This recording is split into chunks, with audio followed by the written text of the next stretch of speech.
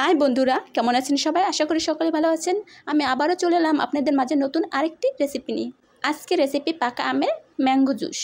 আপনারা সকলে বাইরে থেকে ভেজালযুক্ত এই ম্যাঙ্গো জুস খেয়ে থাকেন, তাই বলতেছি এই ম্যাঙ্গো জুসের রেসিপিটি একবার দেখুন আর এভাবে তৈরি করে নিন ভেজালমুক্ত ম্যাঙ্গো জুস, আর তৃপ্তি মিটিয়ে খান এবং কোনো ঝামেলা ছাড়াই।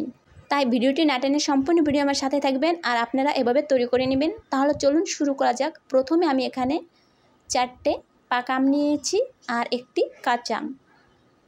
এটা হচ্ছে কাঁচা আম আর এর 4টে হচ্ছে পাকা আম। এগুলো খুবই পাকা আম, কিন্তু উপরের কালারটা এরকম সবুজ দেখা যাচ্ছে। এবার আমি এগুলোকে কেটে নিব। এখানে আমি 4টা পাকা আম আর একটা কাঁচা আম কেটে নিয়েছি। দেখুন, এগুলো কাঁচা আম আর এগুলো হচ্ছে পাকা আম। এবারে আমি এগুলো রেখে দিব। অন্য পাশে একটি কড়াইতে আমি নিয়ে নিব চায়ের কাপের 4 কাপ জল। এখানে 4 কাপ জল দিয়েছি আর 1 কাপ চিনি দিয়ে দেব। এবারে আমি এগুলোকে জলের সাথে গলিয়ে নেব। যখন চিনিটা জলের সাথে সম্পূর্ণ মিশে যাবে তখন আমি এটাকে কিছুক্ষণ জাল করে নিব। এরকম যখন একটা বলক চলে আসবে তখন আমি গ্যাসটা অফ করে দেব। এবারে আমি একটা কড়াইয়ের মাঝে নিয়ে নিচ্ছি পাকা আম এবং কাঁচা আমগুলো আর দিয়ে দিচ্ছি 1 কাপের মতো জল। এবারে আমি এটাকে ঢেকে রেখে দেব 10-15 মিনিটের মতো। হালকা আঁচে এটাকে ঢেকে রাখতে হবে যাতে নিচে না লেগে যায়, তাহলে এটা খেতে মজা লাগবে না, এটা একটা বাজে ফ্লেভার আসবে। এবারে দেখে নিব আমগুলো সিদ্ধ হয়েছে কিনা। আমার কাঁচা আমগুলো সিদ্ধ হয়ে গিয়েছে।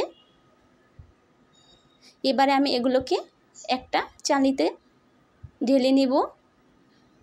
তারপরে আমি এগুলোকে এভাবে চেলে নেব যাতে সলিড আমের জুসটা বের হয় আর আমের আঁশ এবং বাড়তি অংশ থেকে যায়।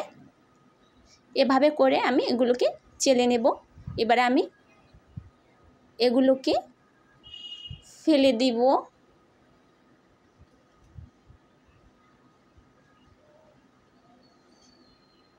একইভাবে করে আমি সবগুলোকে এভাবে চেলে নেব।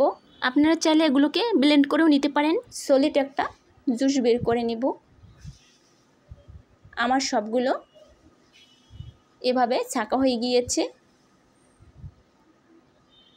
দেখুন, অনেক সুন্দর একটা সলিড জুস বের হয়েছে।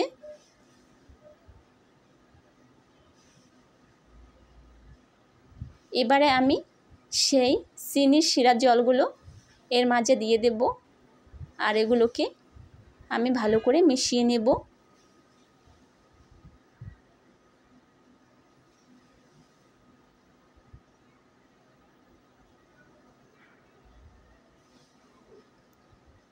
আমি একে একে সবগুলো জল এখানে দিয়ে দিয়েছি আর ভালো করে মিক্স করে নিচ্ছি।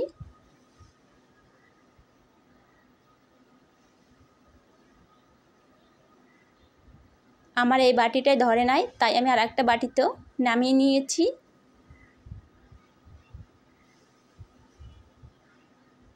এবারে আমি এগুলোকে গ্লাসে ঢেলে পরিবেশন করে নেব।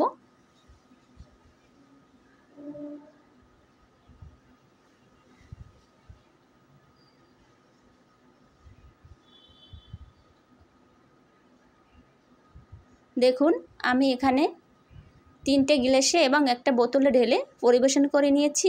আরও আমার কিছু রয়ে গিয়েছে। দেখুন, হয়ে গেল তৈরি আমাদের মজার ম্যাঙ্গো জুস।